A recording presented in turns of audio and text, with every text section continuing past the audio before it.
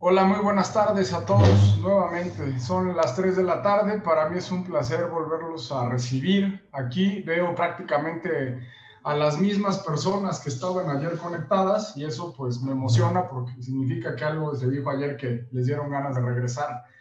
En esta ocasión me toca a mí platicarles la segunda sesión de este seminario que hemos preparado desde el Instituto Nacional de la Economía Social a todas las y los compañeros de Mexicana de Aviación en sus diferentes representaciones, con el objetivo que lo plantearemos a lo largo de la sesión. Estamos convencidos que la economía social y el cooperativismo es un modelo que tiene que ver con, pues, precisamente conocer, con cambiar el chip de un modelo capital de competencia a uno de colaboración y de cooperativismo. Entonces, pues seguiremos construyendo.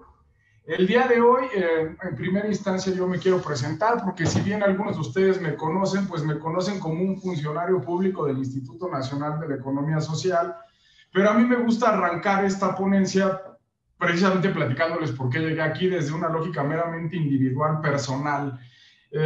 Después de eso, retomaré algunos elementos que para mí me parecen potentes sobre la desigualdad en el mundo y sé que ya lo vieron ayer, pero es que a mí me parece muy pertinente siempre volverles a recordar a todos los que nos escuchan la dimensión de la desigualdad en el mundo, porque si creemos que este mundo es parcialmente desigual o no tan desigual como lo es, podemos caer en la tentación de creer de que vamos por buen camino y nosotros estamos convencidos que el modelo socioeconómico tiene que cambiar.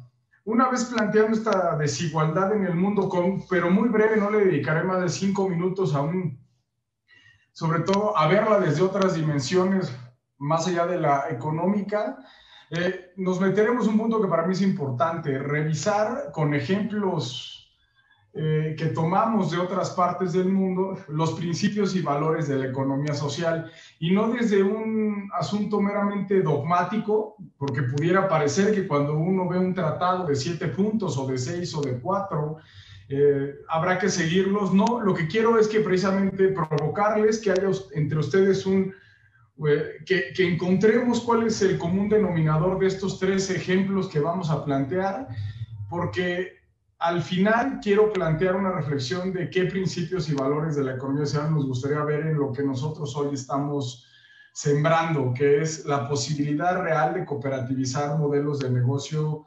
exitosos en un futuro que tengan que ver con los trabajadores y jubilados de Mexicana de Aviación. Después de revisar estos ejemplos, para mí es importante algo que ayer lo vieron con Juan Manuel, pero como ustedes lo escucharon, me pidió que lo profundizara más, pero para mí también es muy importante, que es darle la dimensión real a la economía social, dado que pues muchos de nosotros pudiéramos llegar a pensar que la economía social es una economía marginal o que solamente está destinada a territorios de alta marginación en el mundo, cuando en otras partes del mundo nos dicen que no es así, que es una economía potente, que es una economía grande, que es una economía que tiene que ver, como lo hemos venido platicando, con una lógica donde la propiedad empresarial no es del sector privado, es decir, de aquel que pone el capital, que hoy por hoy puede estar en cualquier parte del mundo y ni conocer la fábrica donde estamos trabajando, sino de la propiedad social, que es como las empresas son propiedad de aquellos que trabajamos, consumimos y ahorramos en esas mismas. Esa es la diferencia. No, o sea, yo sé que hay gente que le gustaría plantear un libro sobre la definición de economía social y solidaria. Para nosotros es eso, lo entendemos, como dice en el artículo 25 constitucional, que en México haya un balance y un equilibrio entre los 3 sectores económicos, el público, el privado y el social. Y no es un secreto que en los últimos 50 años el público ha venido cayendo, es decir, la empresa pública como tal, propiedad del Estado, ha ido bajando, y la empresa privada ha ido creciendo y ha ido prácticamente tomando todos los elementos empresariales del país. Y la empresa social, pues no solamente desapareció, sino que pareciera que la han metido por debajo de la alfombra y eventualmente está muy, muy desdibujada. Lo que buscamos desde el INAES es provocar un balance entre estas, que haya empresas privadas, que haya empresas públicas y que haya empresas sociales y que todas aporten en la manera de sus posibilidades lo más balanceado posible un sistema socioeconómico. La economía social para nosotros es eso, es un modelo socioeconómico donde la persona, el trabajador es el centro, junto con la tierra donde vivimos todos, la casa común, y que la propiedad de esas empresas es propiedad de los que participamos directamente de la empresa, no del capital. Punto. Cuando entendamos que esa economía tiene una dimensión que yo quisiera romperles un paradigma, porque eventualmente difícilmente conocemos los números de esta dimensión y sobre todo los espacios empresariales y en qué sectores económicos se encuentra, pues entonces ya partiendo de ese punto me voy a dar a la tarea de contarles los procesos empresariales cooperativos que nosotros hemos conocido y en la mayoría de los casos yo he tenido personalmente el agrado de estar ahí dentro de esas empresas que les voy a platicar y sobre todo conocer que estos principios y valores de la primera sección que vamos a platicar, cómo sí se viven. Porque ustedes saben y yo sé que pueden pensar en el ejemplo que quieran, uno entra a cualquier empresa y ve sin falla misión, visión, valores, ¿no? Y uno piensa en la mayoría de los casos, oye, pues esta misión y esa visión y esos valores no veo que se vivan en esta empresa, ¿no? En el caso concreto de las cooperativas que les voy a platicar, plantean unos principios, unos valores que no necesitan estar escritos porque se viven de una manera diferente. Y para mí, esto que les voy a platicar es el reto más importante de las cooperativas. Que las personas en lo individual entendamos que siendo diferentes tenemos derecho a iguales derechos.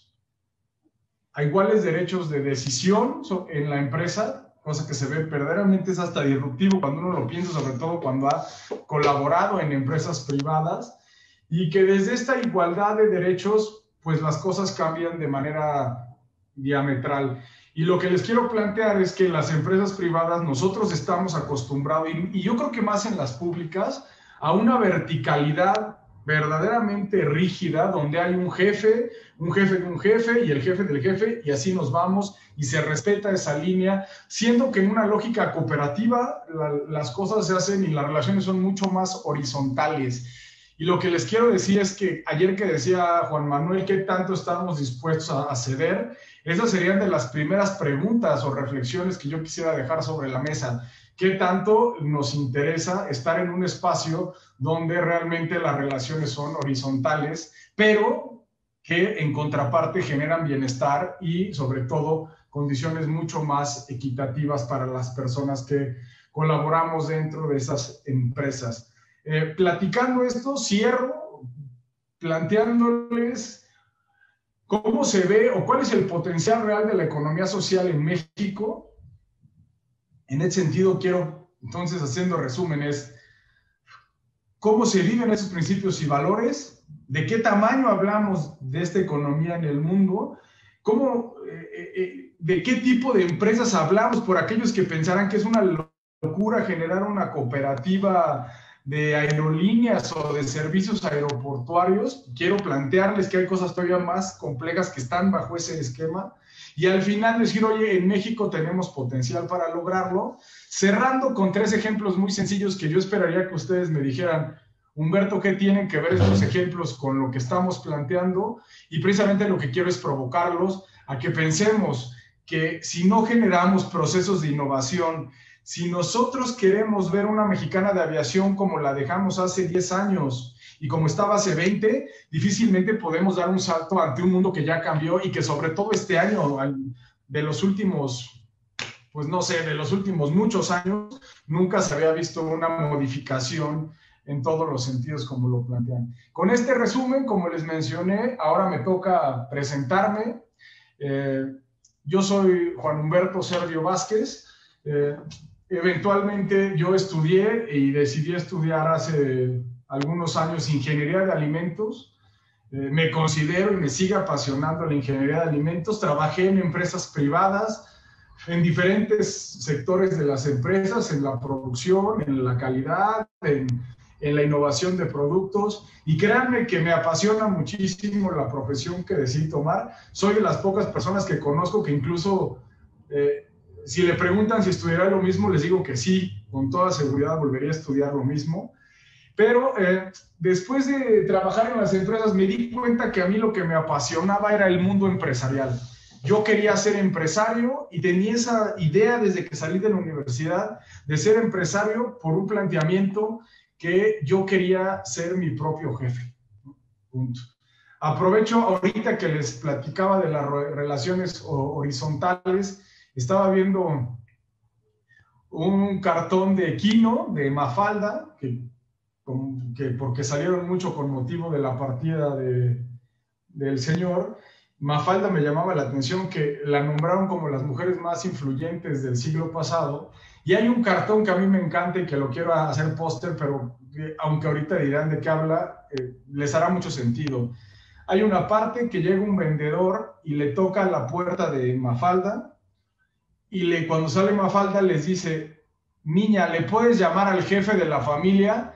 Y Mafalda contesta totalmente empoderada: en esta casa no hay jefes porque somos una cooperativa. O sea, ese planteamiento que hace Mafalda es lo más duro. O sea, yo por eso cuando platico con gente que son empresarias de hace muchos años, que son los dueños y que han vivido ser los dueños desde el capital, este planteamiento no les cabe. Y ni siquiera quiero entrar en ese detalle, quiero dejárselos a ustedes, los que están escuchando en este momento, la relevancia de este pequeño cartón que dura 3 cuadros, pero que plantea la lógica cooperativa de relaciones horizontales, donde quiero aclarar algo, no hablo de comunismo, no todos somos iguales. En una empresa hay el director de comercial, el subdirector, el supervisor y todo, o sea, hay diferentes puestos de trabajo como tal, y por lo tanto no todos tienen los mismos sueldos, pero las decisiones que se toman, que son relevantes para todos, como el cerrar una planta y ponerla en otro lado, invertir en una maquinaria o no, se hacen de manera colectiva. Pero después entraré eso, nada más que no quería que se me pasara el tema de Mafalda. Regreso. Les estaba contando que cuando yo decido entrar al mundo de la empresa, yo sabía que aprender de empresas conllevaba cosas técnicas que yo no conocía, porque yo, y hasta la fecha, me considero totalmente un ingeniero de alimentos, ¿no? Entonces decido hacer un MBA en el IPADE, que es la Escuela de Negocios de la Universidad Panamericana. Después de eso, tenía yo totalmente el planteamiento de emprender una empresa, y me di cuenta que no tenía capital. Y como yo les voy a decir a lo largo de esta próxima hora, me dicen mis amigos que yo soy un capitalista converso. Y sí, lo digo abiertamente. Yo creía en la empresa porque me enseñaron que el empresario era el jefe y que tenía el poder de decidir sobre el trabajo y los instrumentos de trabajo de los demás, porque él era el dueño. Y a mí me movía esa lógica, pero ahora, después de muchos momentos que les iré platicando, en esto que yo considero un diálogo, ¿no? Totalmente, sí, definitivamente hoy estoy convencido que el modelo empresarial que debiera regir sería un modelo de propiedad colectiva no privada, pero esa es la opinión que pretendo que vayamos construyendo a lo largo de este proceso. Entonces, cuando arrancamos una empresa, yo me di cuenta que no tenía capital, y lo que hice, y luego hicimos, fue empezar a vender servicios de procesos de innovación en la industria de alimentos, pero como lo que nos contrataba no era por lo que pudiéramos hacer, sino por lo que pudiéramos pensar, es decir, por el talento que teníamos al impulsar esos procesos, lo que hacíamos era empezar a sumar gente talentosa a la empresa. No bajo la lógica de pagarles más, sino sobre algo que a mí y a mucha gente nos parece muy atractivo, que es el ser propietario de nuestra propia empresa. Entonces, mucha gente empezó a sumarse porque tenía esta expectativa de ser propietario de una empresa, que llegamos a ser más de 20 y tantas personas, y que esta empresa que surgió con 2 personas en el cuarto que nos prestó el papá de uno de los socios, el año pasado le facturó a Sigma Alimentos, a Bimbo, a Nestlé, a Genoma Lab y empresas muy grandes, y sin dejar de hacer proyectos con lógica territorial. Así fue como nos convertimos en empresarios, y en una parte de ese proceso yo me di cuenta que allá donde vivía, que era Puebla, el tema de la desigualdad, más allá de los números que yo no conocía en ese momento, era muy notorio. Un día, mientras yo iba corriendo alrededor de un parque, me paro en una esquina y me doy cuenta que pasan 5 BMW, Mercedes, no sé, yo no conozco de coches, pero eran coches de esos que se ven muy caros. Todos con una sola persona. Cuando yo veo pasar eso, digo, mira qué curioso cómo hay dinero aquí en Puebla. Curiosamente, de una manera como epifanía, volteo y veo una familia con 5 hijos que estoy convencido que no tenían dinero para comer ese día. Entonces dije, a ver, algo en ese modelo empresarial que es el cual yo creo y estudié y trabajé, no cuadra, donde estamos generando estas diferencias tan abismales. Y no me interesa estar solamente de un lado de la balanza, como lo inicialmente me hicieron creer en la universidad y en la escuela y en la primaria y en todos lados, que había que ser el dueño y el jefe y tener más que todos. Entonces, precisamente cuando andaba yo por esa reflexión, conozco en la Universidad Iberoamericana al maestro Juan Manuel Martínez Lubier, a Gerardo Gordillo y a Ramiro Bernal, que hasta hoy se dedican y ponen su vida a fomentar un modelo empresarial basado en relaciones de solidaridad y propiedad colectiva, que es la economía social. Y eventualmente me dicen, ¿tú conoces la economía social? Les dije, no sé de qué me hablas, no tengo ni la más remota idea, eso fue hace como 7 años. Y me invitaron a estudiar en la Ibero y en la Universidad de Mondragón, que es una universidad cooperativa que está en el País Vasco, en España, la maestría en gestión de empresas de economía social.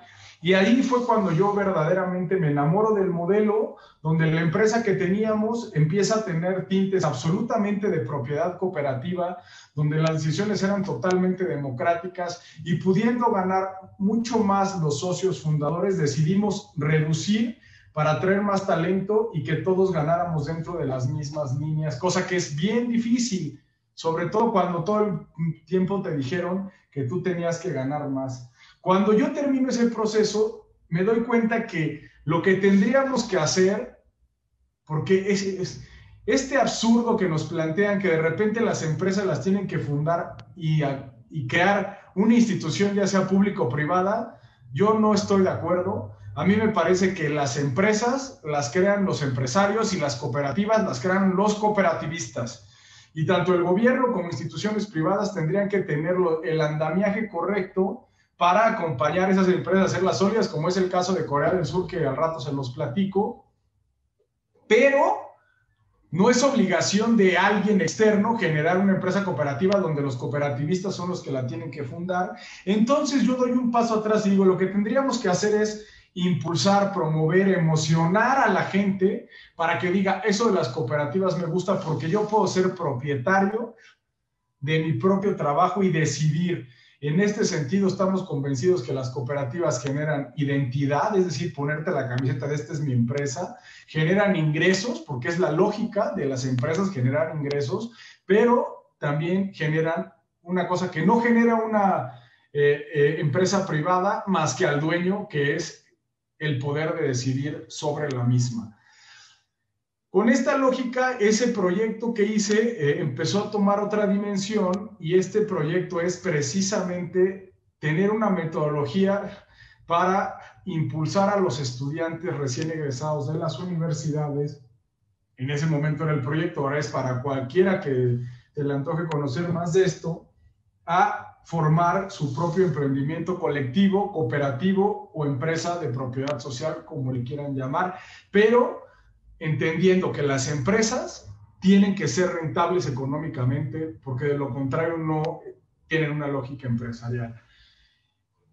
Hice esto básicamente por gusto durante un tiempo. Hace 2 años que Juan Manuel Martínez se viene al INAES en una plática de pasillo, porque nosotros trabajamos en varios proyectos juntos. Me dice, oye Humberto, fíjate que en el INAES hay una coordinación que tiene que ver con impulsar empresas de economía social, porque en los últimos 30 años no se le ha dado esa lógica, se le ha dado otra que es subsidiaria, y queremos cambiar hacia otro sentido. Y dije, oye, estoy totalmente de acuerdo, qué bueno que hacen eso. Me dijo, estamos buscando una persona que tenga un perfil empresarial y que impulse el modelo de economía social en este sentido. y que lleve estos procesos en todo el país. Dijo, oye, pues que tengas mucha suerte, Juan, encontrarás a alguien con seguridad que te pueda sumar en ese proceso. Y me dijo, no, lo que te estamos diciendo es que te sumes tú al proyecto y que vengas a impulsar empresas cooperativas en todo el país. Y me dijo, si quieres, piénsalo.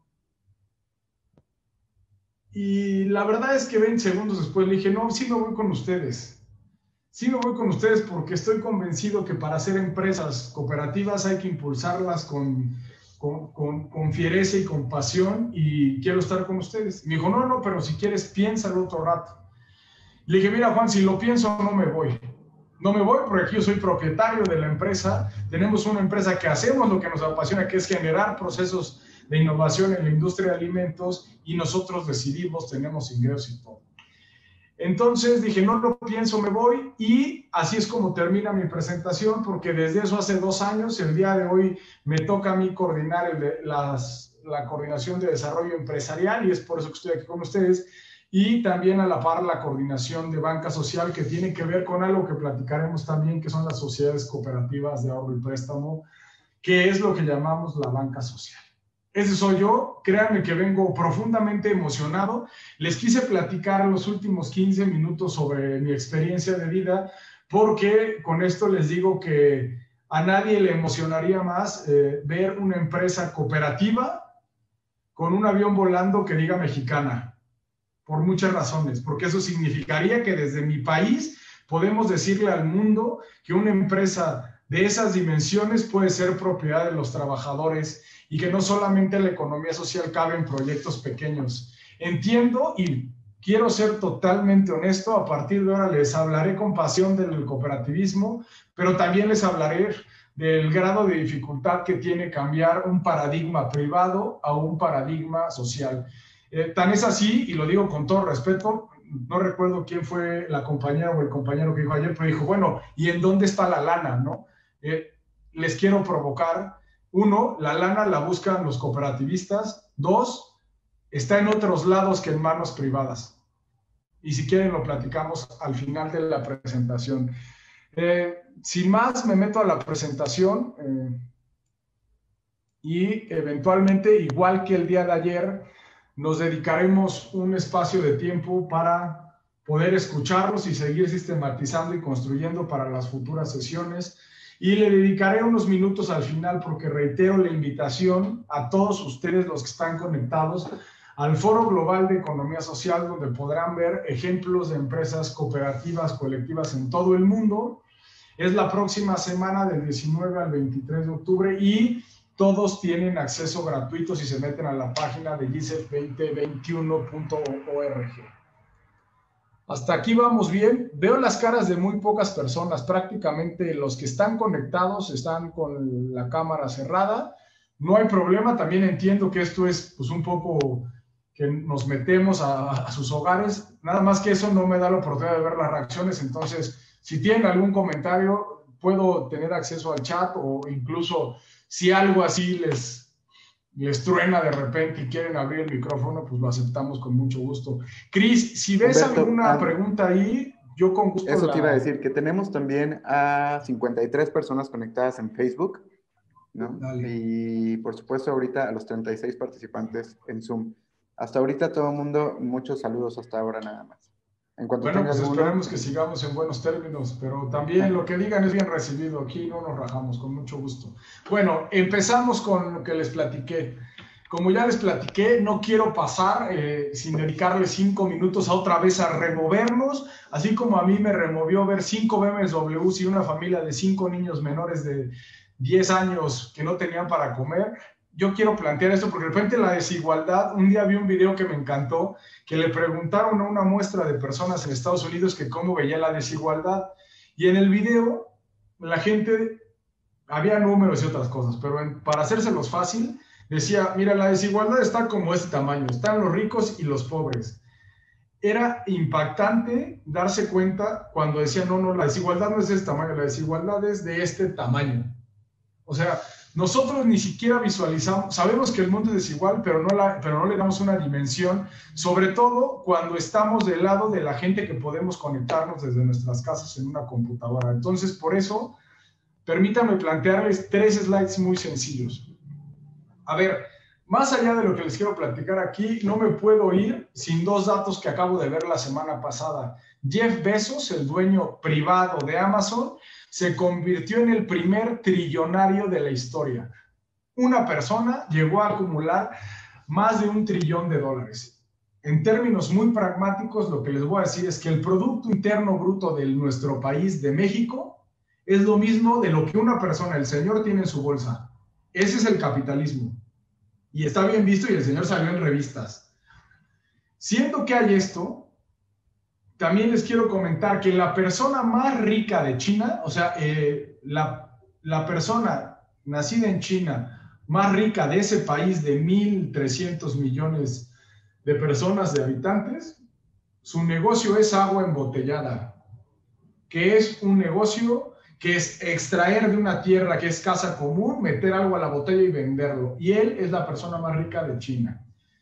Mientras suceden estos casos en el mundo y los multimillonarios no se van a dormir sin $2.500 millones al día, algunos de esos, lo digo con claridad, están en México. La mitad del mundo, 3.400 millones de habitantes, se van con promedio con $5.5 al día. Lo que significa que muchas personas, de esas 3.400 millones, es decir, casi 30 veces nuestro país, todos los mexicanos están de este lado, 30 veces, llegan a tener nada en ese día. O sea, lo que les quiero decir es cómo la cantidad de gente que está del lado de los pobres es muchísima y la cantidad de la gente que tiene toda la riqueza del mundo son muy pocas personas. Ya ayer se lo decía Juan Manuel, son 10. Pero yo quiero plantearles esto porque sé que me escuchan compañeras mujeres, porque esto a mí es cuando yo vi que la desigualdad no salía solamente en la bolsa, sino en otras dimensiones, lo que yo dije, esto es algo que quiero comentar. El total de la riqueza mundial, los hombres tienen 50% más que la riqueza de las mujeres. Así de sencillo. El solo hecho de nacer hombre en este mundo te mete a un espacio estadístico que te hace tener 50% más riqueza si naciste con el sexo femenino. ¿Esto qué significa? Y lo digo porque estoy convencido que algunas y algunos de ustedes tendrán familiares en Estados Unidos que se fueron de migrantes ilegales hace algunos años. Allá, si eres mujer hispana soltera, solamente por ese hecho, tú vas a tener 100 veces menos riqueza que si eres hombre blanco soltero. Es decir, no solamente es un tema de género, sino también es un tema de raza. En Estados Unidos, si eres hombre blanco soltero, vas a estar en una sección estadística que te hace 100 veces más rico en promedio que si eres mujer hispana soltera, como algunas de las compañeras seguramente que ahora nos escuchan. Así se ve la desigualdad. Este dato no está actualizado, pero sí tengo el dato actualizado aquí. México está en el cuartil de los más desiguales del mundo. O sea, aquí México sí pasa al quinto partido, sí gana medallas, sí es un país profundamente desigual. ¿Va? Y no solamente esto que decía que en 2017 solamente 10 personas, o sea, menos de los que estamos conectados ahora en Zoom, ustedes conocen y probablemente vivieron algunas de esas 10 personas, tienen la misma riqueza que la mitad de la población que menos tiene del país. Esto fue en 2017. En 2010, ese año tan icónico para los que estamos hoy conectados, eran 360 personas. Este año, al cierre de 2019, solamente 4 personas tienen la mitad de la riqueza que 65 millones de mexicanos que menos tienen. Punto. Ustedes tendrán la reflexión que tengan, pero algo muy importante es que en 2010 eran 360, en 2017 10, y 4 personas en 2019, lo que significa que la desigualdad se sigue haciendo cada vez más grande. El modelo nos lleva a ser más desiguales, a generar más pobres y menos ricos con más dinero. Yo lo que digo siempre, no porque ustedes tengan o hayan tenido la oportunidad de tener una universidad privada, 2 coches, una casa propia, significa que sus hijos y sus nietos vayan a tener las mismas oportunidades bajo este esquema, y esa es una reflexión que dejo sobre la mesa. Ustedes saben qué hacen con esa información, pero ya si logro provocarlos a generar un modelo empresarial diferente, pasamos al siguiente punto, donde yo quiero hablarles de un tema, repito, no desde un dogma, de los principios y valores de las empresas que están dentro de lo que llamamos economía social, que, repitiendo el término muy simple, son aquellas empresas que la propiedad es de la gente que participa en ellos con su vida, no con su capital. Sonó romántico, pero así es. No sin antes tener estos 2 momentos de la filosofía de la economía social sin tener respuesta, simplemente generando preguntas y dejándolo. Decía don José María Arizmendiarrieta, que era un sacerdote que llegó al País Vasco después de la Guerra Civil, en un País Vasco destruido, en un País Vasco donde no dejaban hablarles su propia lengua ni juntarse más de 2 personas en el parque, donde había una pobreza profunda que dolía. Llegó el padre y dijo, aquí lo que vamos a hacer es una escuela. Esa escuela fue una escuela, y aquí les voy a dar datos que se los dejo ahí. Fue una escuela de oficios durante 8 años donde tenía una lógica de trabajar de manera solidaria entre todos. Y él planteaba, vamos primero a educar a la gente bajo una lógica cooperativa, porque no hay una transformación social si no hay una transformación económica, pero no hay una transformación económica sin una transformación social. Es decir, él planteaba un círculo virtuoso, o sea, si nosotros transformamos socialmente a la gente, habrá una transformación económica, y al haber una transformación económica podremos tener una sociedad diferente. Pero para esto, la apuesta del padre fue generar procesos cooperativos. Y es lo que les quiero decir. La cooperativa no se va a armar porque pongamos un papel y nos llegue dinero. Durante más o menos 30 años, el Linares, antes Fonaes, era exactamente lo que hacía. Era juntar gente, pedirles un papel y a cambio de ese papel dar un dinero, y hoy por hoy ustedes me van a decir cuántas cooperativas conocen de esos procesos. No, lo que aprendimos después de estudiar estos procesos es que las cooperativas son procesos educativos donde primero hay que transformar a la gente y luego vendrán los procesos empresariales que, cuando hay ingresos económicos, seguirán transformando la sociedad. Esta es la reflexión profunda de la economía social y solidaria. Decía Jean-Martin Ozanne, debemos pasar de ser una sociedad económica a tener una economía social, y dirán, ¿esto qué significa? Pero me voy a centrar en el ser y en el tener. Mientras hoy por hoy somos una sociedad económica, es decir, nos dijeron que nosotros somos y valemos tanto cuanto por lo que aportamos a esta sociedad, es decir, el señor Jeff Bezos ahora es el que más tiene, es el que más es el que sale en las revistas, porque así nos dijeron siempre, y él decía, no, la economía no se tiene, es un instrumento para generar bienestar comunitario, por lo tanto no somos una economía, y yo sé que no los conozco, pero estoy seguro que alguno de ustedes o le dijeron o le dijo a sus hijos, ¿por qué vas a estudiar literatura? Te vas a morir de hambre, mijo. Lo que los que planteaban era, no, tienes que estudiar alguna otra cosa que sumes a este modelo socioeconómico, porque tú vas a hacer tanto cuanto ganes en ese sistema. La economía no se tiene. Primero somos seres humanos, eso somos, y luego tenemos procesos económicos. Estas 2 reflexiones, entre muchas otras que hemos tenido la oportunidad de escuchar, nos abren un panorama sobre algo que son los principios y valores de las empresas de economía social, y buena parte de esas empresas las encontramos en la figura que llamamos cooperativas. Me encanta el nombre, desgraciadamente lo hemos ido ensuciando a lo largo del año, sobre todo a lo largo del tiempo, sobre todo en nuestro país, y pues ya se perdió la lógica de cooperativa. Es un espacio donde se coopera. Yo cuando iba en la primaria estaba en la cooperativa de la escuela, no sabía de qué se trataba, pero sabía que al final nos repartían lana a todos. Y que además parte de la lana era para pagar lo de la fiesta de graduación. Y a mí me tocaba vender cuando ibas en sexto, porque antes no podías. Cooperativa, cooperar, ¿no? Ese es un instrumento empresarial de la economía social.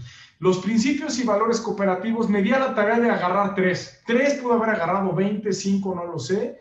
Diferentes ejemplos en diferentes partes del mundo. Y yo lo que voy a hacer es plantearles 3 para que vean cómo los 3 ejemplos de diferentes cooperativas se rigen bajo los mismos principios, aunque cada quien los dice como quiera, los vive en ese sentido, pero también los puede expresar como quieran, pero todos basados en la misma lógica. Y a partir de este momento arranca un proceso que más bien es reflexión individual y colectiva, porque ustedes se conocen hace muchos años. Pero esto es lo que es los principios y valores cooperativos que están basados en la lógica de la economía social. Tomé los de la Alianza Cooperativa Internacional, si ustedes los googlean verán que ahí están, o sea, pude haber tomado otros, de hecho tomé otros, pero vamos a entrarle con estos que son los 7, y repito, no quisiera que los viéramos dogmáticamente, sino que simplemente los escucháramos y que empezáramos a interiorizarlos para ver qué podemos hacer con ellos al final de esta sesión. 1. Membresía abierta y voluntaria. Nadie te puede forzar a ser cooperativista, ni tendría que tener algo a cambio porque tú seas cooperativista.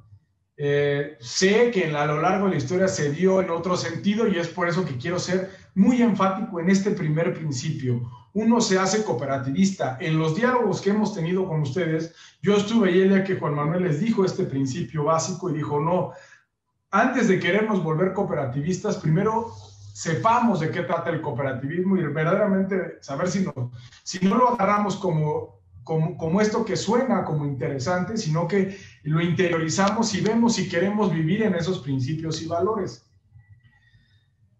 2. Control democrático de los miembros. En una empresa cooperativa de las dimensiones que nos gusta visualizarlas, cuando decimos control democrático de los miembros, quiero volver a aclarar, estamos hablando de un ejercicio empresarial donde las decisiones relevantes para el colectivo se toman entre todos. No así las decisiones empresariales, es decir, el director de ventas sabrá a dónde va a ir a vender y él tiene la obligación de entregar resultados. Los capitanes tendrán la obligación de llevar el avión al aeropuerto que tiene que llegar y llegarlo sano y salvo. Las personas que dan un servicio en tierra tendrán que hacerlo bien y no van a ir a preguntarle a la Asamblea General qué tienen que hacer, si pasan a la persona o no la pasan. Punto. Eso es, confío en el talento humano de la persona, pero cuando hay que decidir qué se va a hacer con estos activos, si se va a vender, si no se va a vender, todo se hace de manera colectiva entre todos los que participan dentro de esa cooperativa. Y paso con esto al tercero. Participación económica de los miembros. Cuando les platiqué que nosotros generamos nuestra empresa colectiva y no teníamos ni un centavo en la bolsa, es más, teníamos hasta deudas algunos, no significa que, o sea, yo sería profundamente incongruente si digo que el capital es lo que me hace participar económicamente de una cooperativa. No, yo participo económicamente tanto cuanto me paro a las 6 de la mañana, llego a las 8 y salgo a las 7, yo pongo mi trabajo allí. Y sí, el día que hubo que hacer una inversión, cada quien sacó de manera equitativa el dinero que correspondía para ponerlo. Y el día que obtuvimos beneficios de esa inversión, se repartió de manera equitativa entre todos. Participar de la cooperativa. Aquí yo lo cambiaría, me encantaría decir compromiso económico de los miembros, y les cuento por qué. Yo tenía un profesor que un día me dijo, Humberto, ¿tú conoces los huevos con tocino? Dije, claro, profe, o sea, ¿qué es una pregunta capciosa o de qué hablamos? Digo, sí, mira, ahí hay dos actores. La gallina, que es aquella que participa porque pone un huevo en la mañana, se va y es feliz y al otro día lo pone y vuelve a ser feliz el otro día. Y el puerco, este sí se comprometió para que funcionara ese platillo. Es decir, él puso su vida para que para generar ese platillo. Yo creo que el cooperativismo uno debiera de comprometerse económicamente, porque eso es poner tu vida ahí. Pero esto es mi idea, yo le estoy pasando a los que ustedes tienen ahí. 4, autonomía e independencia. Si tú no me das nada a mí, ¿yo por qué voy a ser dependiente de ti? O tengo que ir a hacer lo que tú me dices. Una cooperativa debe ser orgullosamente autónoma e independiente. Decidimos los que estamos viviendo aquí, no alguien que está afuera. Esto es muy importante. Este es un principio elemental, potente y básico del cooperativismo actual. Educación, formación e información. Yo sé que en las empresas privadas le dicen capacitación y mejora continua. No, acá es un tema de cómo me convierto todos los días en mejor profesional y en mejor ser humano. Cooperar entre cooperativas, siendo que bajo la lógica competitiva e individual del capitalismo es entre todos veamos quién es el que gana. Está demostrado matemáticamente que si nosotros competimos, va a haber uno que gana mucho y los demás pierden. Y que si sumamos la riqueza generada en ese proceso, es esto. Si cooperamos, todos subimos de manera equitativa y si sumamos eso, ganamos más en lo colectivo, cooperando que compitiendo. Compromiso con la comunidad, dígase, con los stakeholders, con la gente que participa, con los que están alrededor, con todos. Hay un compromiso real con la tierra y con la comunidad que participa. Estos son los 7 principios y valores del cooperativismo en el mundo. Léanlos como quieran, véanlos como quieran, pero interioricen qué es lo que nos quieren decir, porque ahora les voy a pasar otros que tomé de COP Chile, igual son 7. Si se fijan, dicen en parte lo mismo, y creo que como ellos lo interiorizaron, pusieron otros, y aquí dice, primacía de las personas sobre el capital, y esta me encanta. Es primero la persona y luego el capital.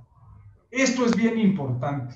2, aplicar resultados. Esto es bien interesante porque hay gente que dice, no, cooperativismo es juntarnos y llevarnos bien. No, es un proceso empresarial que hay que dar resultados. Me decía un amigo, es que ustedes creen que la riqueza, cuando dicen distribuir mejor la riqueza, es que está ahí en el éter, entonces la bajo y la distribuyo. No, la riqueza se tiene que generar. Desarrollo del conocimiento y competencias, capacidad de autogestión, democracia e independencia, promoción de la igualdad, desarrollo y fomento de la cooperación, responsabilidad y compromiso interno y hacia la sociedad y con el medio ambiente. Es decir, cada uno los percibe de cierta forma, pero si se fijan, siempre poniendo a las personas primero, antes que todo, de cualquier otra cosa. Estas empresas, una es internacional, otra es chilena, pero quiero bajarlo algo muy mexicano, algo muy territorial, algo que no es lejano de nosotros, aunque pareciera que sí. Tuve la oportunidad de estar en una comunidad celtal, en Chilón, Chiapas. Ellos decidieron que tendrían que trabajar de manera colectiva para poder generar procesos de valor en el café y en este sentido no entregarle su valor a los coyotes y a los que daban.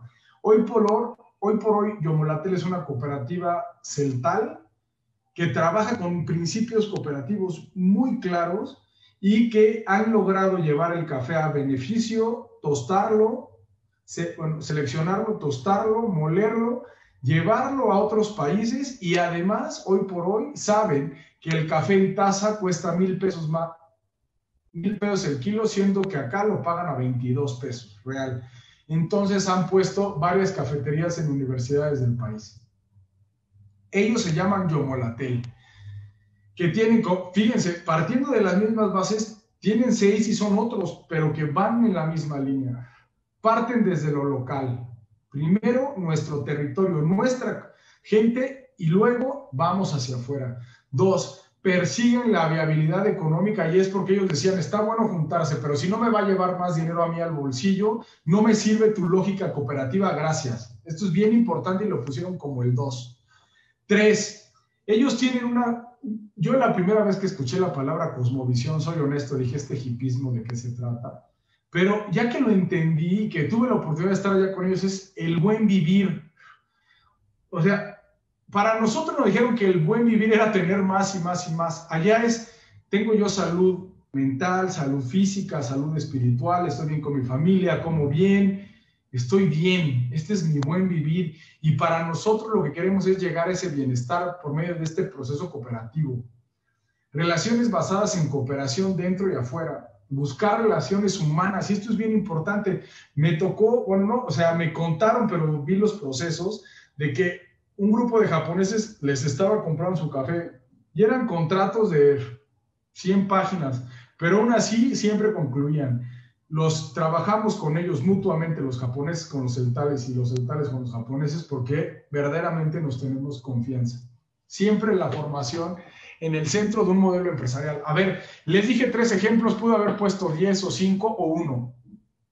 Son principios y valores que uno los lee, los entiende, y el día que nosotros nos reunimos y decidimos formar una cooperativa, como fue nuestro caso, que teníamos 10 principios, y no le llamábamos principios cooperativos, le llamábamos los principios, y los principios, me decía un maestro, es la estrategia de tus principios, es aquello que pase lo que pase, te regresas, los ves y los lees. ¿Qué digo? Pase lo que pase. Oye, fíjate que cerramos un contrato de mucha lana y tenemos una utilidad que no habíamos calculado de N millones. Ah, mira, en el tercero dice que íbamos a decidir democráticamente sobre las utilidades. El día que hay un proceso de pérdida severo, te regresas al mismo punto y dice lo mismito. Se decide democráticamente sobre la rentabilidad o la pérdida de la empresa. O sea, esos principios y valores a mí me gustan sí verlos como ayer con la empresa de Cristóbal Colón, cuando yo entro a esa puerta, veo la pared y me da igual si están escritos, quiero ver que la gente los viva y que verdaderamente se crea eso y que los entiende y que los siente y que los ejecute. Y es por eso que yo voy a cerrar esta sección de los principios y valores dejándoles 10 segundos para que vean esta slide que les voy a pasar.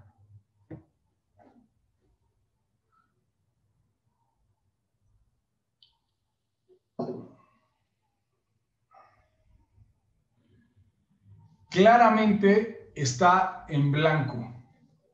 Si ustedes han de formar una cooperativa por decisión libre y autónoma, les dejo un hoja en blanco para que ustedes, con esos principios que les platiqué como base, formen sus principios y valores empresariales, colectivos, cooperativos o como le quieran llamar, pero los principios y valores de la cooperativa que puede emerger de este proceso los ponen ustedes. Y aquí se los dejo porque me gustaría que fueran trazando, escribiendo y que al final dialoguemos sobre esto. Con esto cierro el segundo bloque de la participación para entrar a lo que ya les decía ayer Juan Manuel, y verán que incluso son los mismos datos, pero profundizaré un poco más porque para mí es importante hablar de la dimensión real de la economía social en el mundo. Yo les voy a contar una anécdota que hace 2 años que llegamos más o menos a estos lares, hablamos con un gobierno, con una de las personas que estaba dentro del gabinete y les dijimos, oiga, nos interesa dialogar áreas de oportunidad de desarrollo de economía social en su estado. Y cuando empezamos a construir en la plática telefónica, lo recuerdo bien, llega un momento que menciona la persona que nos está haciendo por mí, ya sé, economía social, ustedes son los que hacen palanquetas y mermeladas, ¿verdad? Para mí ese momento fue un momento que dije, tengo la obligación de verdaderamente cada vez que me sienta a platicar con alguien, mencionarle que efectivamente hay palanquetas y mermeladas que vienen de empresas de propiedad social y colectiva con una lógica que respeto y que aplaudo. Pero además de eso, la economía social en muchos países se ve de otra dimensión y ha generado reducir la desigualdad profundamente en países altamente desarrollados y además de eso, ha generado bienestar en esas comunidades. Esto ya lo vieron ayer, se los dejo aquí más grande para que lo vean a detalle.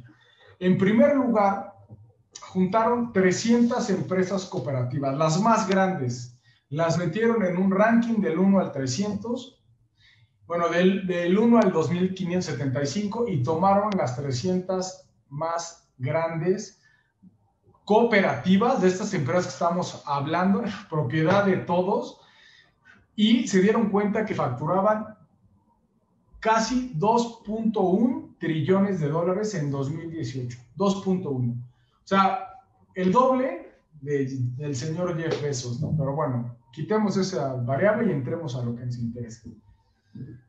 2.1 trillón de dólares, por favor no me pierdan, es ese número. Ahorita regreso a este slide, pero digo, bueno, ¿y qué es 2.1 trillón de dólares? La verdad es que es un número tan grande que de repente cuesta trabajo plantearlo, ¿no? 2.1 trillón de dólares es un número que está ubicado aquí. Es lo mismo que el Producto Interno Bruto de la India, segundo país más poblado del mundo, economía emergente potente, en 2015. Es decir, estamos hablando que 300 cooperativas aportan al mundo lo mismo que la India en terrenos meramente económicos. Y eso, como decía Juan Manuel ayer, solamente son 300 cooperativas. Aquí midieron 2.575. O sea, ni siquiera, estamos convencidos que al menos será el doble. Estamos convencidos totalmente que si midiéramos todo lo que suman al Producto Interno Bruto del mundo, sin lugar a dudas, estaríamos como entre las 3 economías más potentes del mundo. Ojo, empresas cooperativas, como las que hemos estado platicando en los últimos, pues ya semanas, días, ¿va? Y otra cosa que quiero romperles el paradigma, ya les dije de qué tamaño es, ¿no? Y ahora, ¿en dónde están esas 300 empresas? Una tercera parte está en agricultura e industrias alimentarias. Sí, pero ya les diré el nivel de tecnificación de esas industrias. Otra tercera parte está en mutuales y cooperativas de seguros, es decir, mutualizar el riesgo de manera colectiva para generar productos de seguros en muchas líneas. 20%, es decir, una quinta parte de las 300, se encuentra en comercio mayorista y minorista. Aquí nosotros compramos en tiendas que ya conocen cuáles son. Allá, como decía Juan Manuel, en Suiza, las únicas tiendas que existen son propiedad de los que estamos consumiendo ahí. En esos principios y valores democráticos, déjenme les digo qué ventajas reales tienen. Yo siempre digo, las empresas tienen una rentabilidad en Excel y una rentabilidad social que no salen en Excel. Cuando tú entras a esas tiendas cooperativas en Suiza, lo primero que te das cuenta es que no venden ni alcohol, ni cigarros, ni bebidas azucaradas. Y entonces uno pregunta, si esos productos son los más vendidos en esas tiendas, son los que generan flujo y rentabilidad. ¿Por qué no venden eso ahí? Le preguntas a la gente, ¿por qué no venden esos productos? Me dicen, mire, como esta tienda es nuestra y no nos interesa la rentabilidad económica, si no sabemos que hay que ser rentables económicamente para subsistir, pero no es nuestra principal meta, sí es nuestra principalmente el bienestar de nuestra comunidad. Por lo tanto, aquí no se vende ni alcohol, ni cigarros, ni bebidas azucaradas, por la sencilla razón que primero está la salud de nuestros hijos y de nosotros mismos antes que la rentabilidad financiera. Eso lo decidimos nosotros porque somos dueños de la tienda. Cuando el capital le pide al capital mayor rentabilidad sobre ese capital, uno tiene que vender lo que sea con tal de que ese capital genere más capital, porque es lo que te pide el capitalismo, ¿va? Hay banca y servicios financieros cooperativos, hay industrias grandes, y ahorita hablaremos de ellas en servicios cooperativos, y hay otras empresas, sanidad, educación, asistencia social, educación. Créanmelo, y esto es algo que vamos a escuchar, hay empresas cooperativas y economía social en todos los sectores económicos, y es para todas y todos los que quieran entrarle a este asunto. ¿Sale? Esto es muy importante que lo planteemos. Rompamos el paradigma que la economía social son empresitas, proyectitos allá en un espacio muy lejano. Ahí también hay, pero también hay de estas dimensiones. Por lo tanto, puede haber empresas que compitan con las más grandes del mundo, y lo van a ver porque así es, que son de propiedad cooperativa. Quiero dejar este cuadro precisamente provocando. Cuando buscamos dónde está esos 2.1 trillones de dólares en las cooperativas más grandes del mundo, este cuadro a mí me parece muy interesante porque vemos que el país que representa el capitalismo, que es Estados Unidos de Norteamérica, es el país que más aporta en el grueso a ese número, con 737 billones. Aquí me detengo para hacer una reflexión. Las empresas sociales, las empresas cooperativas, las de economía social, surgen para resolver una problemática social, el desempleo, la injusticia, el hambre, lo que quieran. Pero como ayer decía Cristóbal Colón, tenemos la obligación social de ser rentables económicamente, porque si no lo somos, no vamos a generar la solución social que buscamos. Por lo tanto, esta reflexión la planteo aquí porque en Estados Unidos, este número tan grande que ustedes ven, que es lo que aportan las cooperativas en Estados Unidos, básicamente están en dos líneas. Una es en aquellos territorios donde no había luz y las empresas privadas no iban a ir a poner una planta de luz porque no les era rentable ir a poner luz para 200 personas, la gente se tuvo que unir, fíjense, ante una problemática que nos dolía a todos y que un privado no quiso venir a resolver porque su lana no le iba a dar más lana, nos pusimos de acuerdo todos en la comunidad y en otras comunidades para el día de hoy generar cooperativas de generación eléctrica que alumbran a la mitad del país más alumbrado del mundo. Si han visto el mapita, ese que, bueno, ustedes que anduvieron en el cielo tanto tiempo, está lleno de luz. La mitad de esa luz son empresas propiedad de los que producimos nuestra energía para consumirla.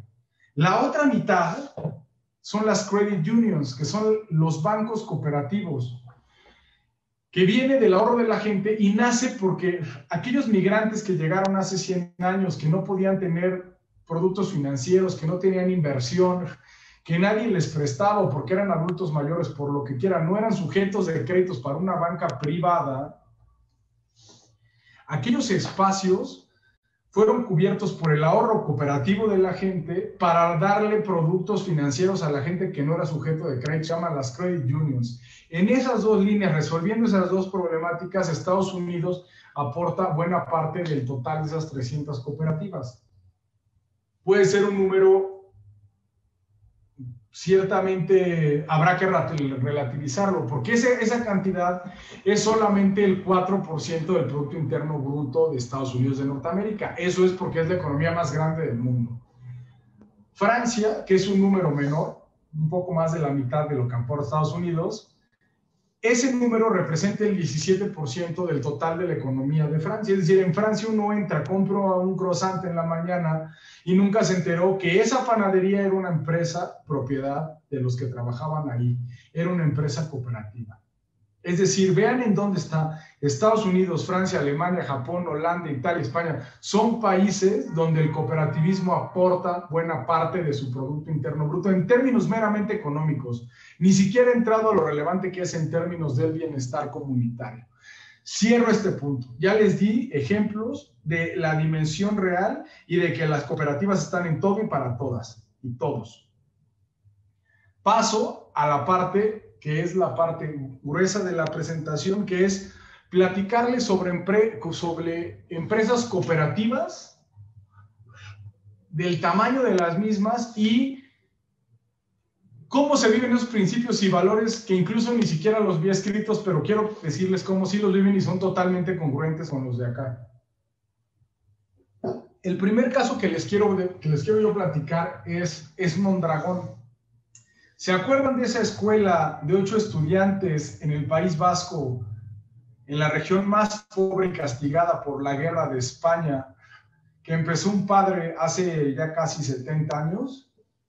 Bueno, esa escuela, que estuvo 8 años siendo escuela, formando mentes cooperativas, En el 2018 facturó 12.574 millones de euros. Vendió en más de 150 países.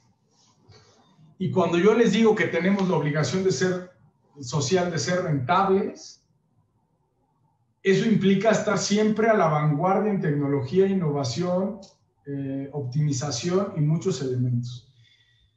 De este lado de la presentación verán algunos de los ejemplos que forma esa corporación Mondragón, que son muchas cooperativas, son 103 cooperativas, más todo lo que ustedes ven ahí.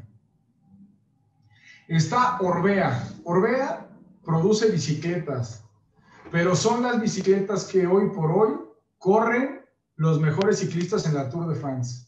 O sea, de las mejores bicicletas del mundo, las hacen en una empresa de propiedad cooperativa.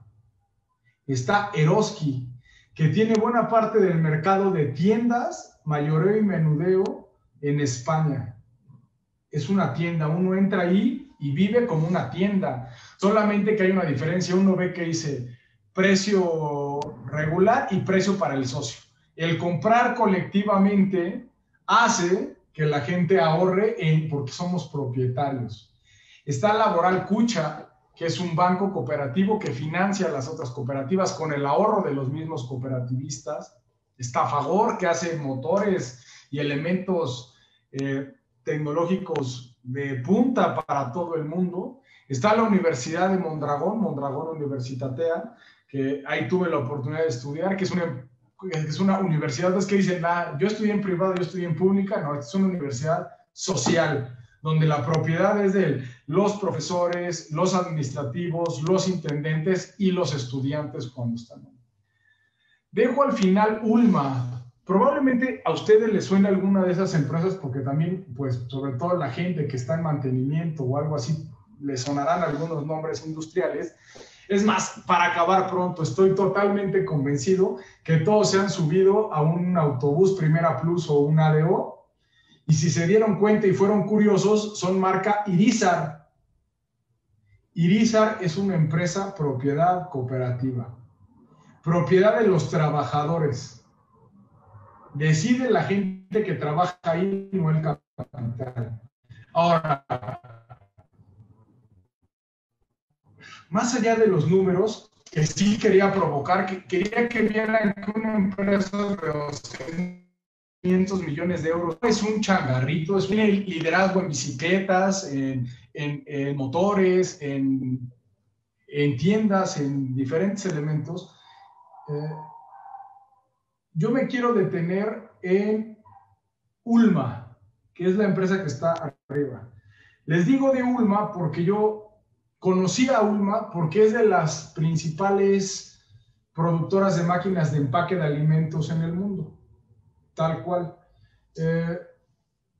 Entonces yo conocía y sabía que eran máquinas buenas, que había veces que cuando necesitabas elementos de más precisión se iban por las alemanas, pero cuando había que sacar volumen a un costo bueno eran las de Ulma, que para mí eran las españolas, pero pues se producen en el País Vasco.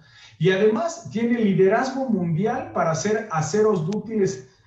Es el primer lugar, y para que se den una idea, se hizo el Museo de Guggenheim de Bilbao, lo diseñó Frank Gehry, pero Ulma, los ingenieros de Ulma fueron los que lograron hacer esas curvas metálicas. Tienen los grandes rascacielos se hacen con estructuras de Ulma, es decir, también en riego por goteo, Ulma es líder mundial. Es decir, Ulma es una empresa que está a la vanguardia mundial en las tecnologías que ellos comercializan. Ya que dije esto, quiero plantearles cómo se ven esas empresas cooperativas dentro. Tuvimos la oportunidad de que nos invitaran a conocer al presidente de Ulma, estando allá en la escuela. Llegamos unos minutos antes. La cita era a las 4 de la tarde y nos damos cuenta, como a las 4:03, yo me di cuenta que va llegando un coche, Ford Focus, era 2015, era como 2012, 2-3 rayones, nada extraordinario, un coche correcto, tampoco era un coche golpeado, y de repente se acerca un señor, pantalón de mezclilla, una chamarra, la recuerdo bien, una chamarra de mezclilla también. Y me dice, oigan, aquí es la junta con unos mexicanos. Le dije, pues yo no sé con quién vengo usted, yo vengo con el presidente de Ulma.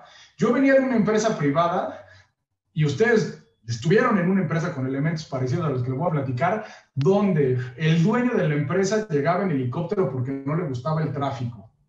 Y así es, el modelo de capital privado permite que el dueño llegue en el helicóptero, porque así nos enseñaron que era.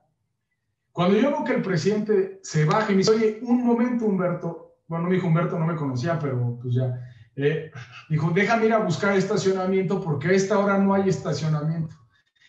Se estacionó del otro lado, vino caminando y llegó muy apenado porque se le había hecho 5 o 7 minutos tarde. Y yo dije, ¿quién es este señor? Después de platicar 10 minutos con él, uno se da perfectamente cuenta que era el presidente de una empresa transnacional. Un señor con una claridad de negocio, de mercado, de estructuras empresariales, de conocimiento de la misma empresa que él presidía. Y decía uno, este es un señor director de una empresa transnacional. Hago un paréntesis breve, porque esto no es menor, porque una cosa es que uno presuma y escriba principios y valores, y otra cosa es cómo se viven, y es lo que yo quiero platicarles.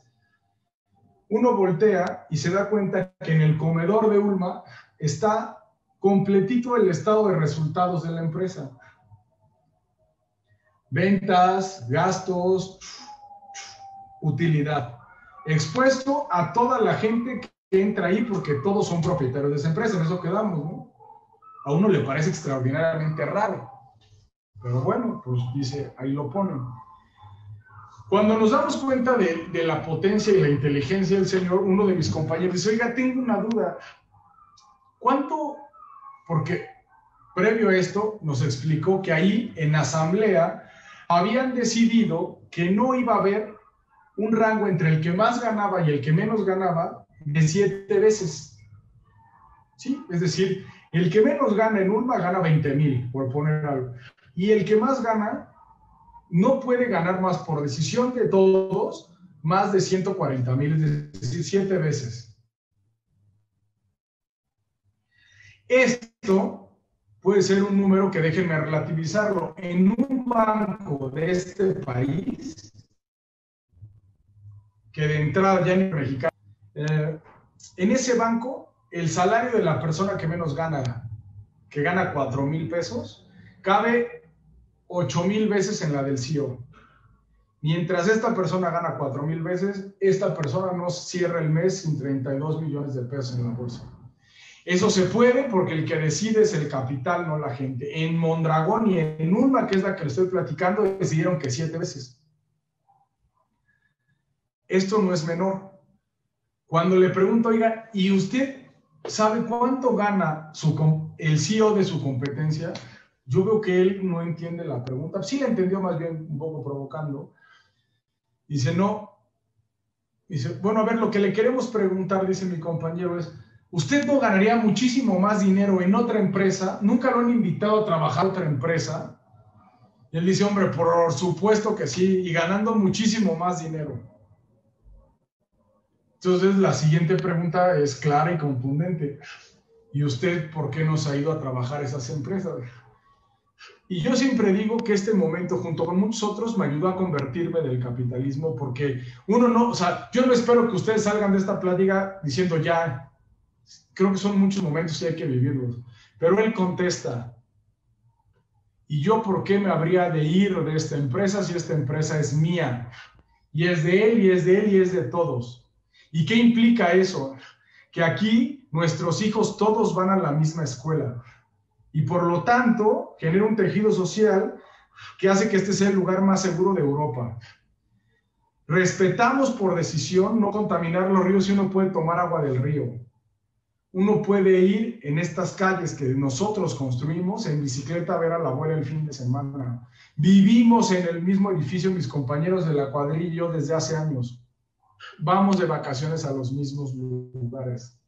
Tenemos un buen vivir. Y sí, Si un día yo me quiero ir a México, a Cancún, me voy porque además yo gano más que todos y me doy esa oportunidad porque además hay gente que le gusta estar ahí y no pasa nada. Así es como se viven los principios y valores cooperativistas. Por lo tanto, refuerza que esto no es un tema que nazca de un día para otro. Nos enseñaron a tener más que todos y a tener poder sobre el otro.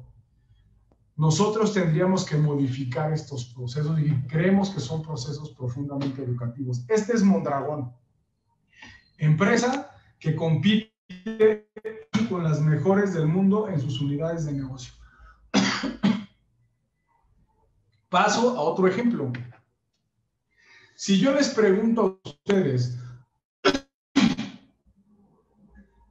¿quién tiene una cuenta bancaria?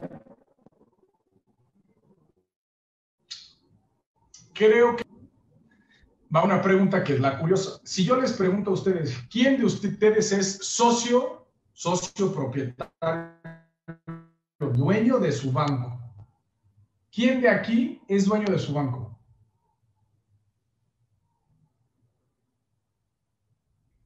Veo algunas sonrisas, alguien que se rasca la cabeza por ahí. Eso implica que no hay, como tal, alguien que me pueda decir que es dueño de su banco. En Alemania, cuando un niño nace, le dan su acta de nacimiento y le dan su libreta de ahorros para que ahorre durante toda su vida. Y eso implica tener una cuenta desde el día que naces. Se ha demostrado en el mundo que la inclusión financiera reduce la desigualdad porque te da acceso a productos financieros que te ayudan a tener crecimiento económico en un sentido.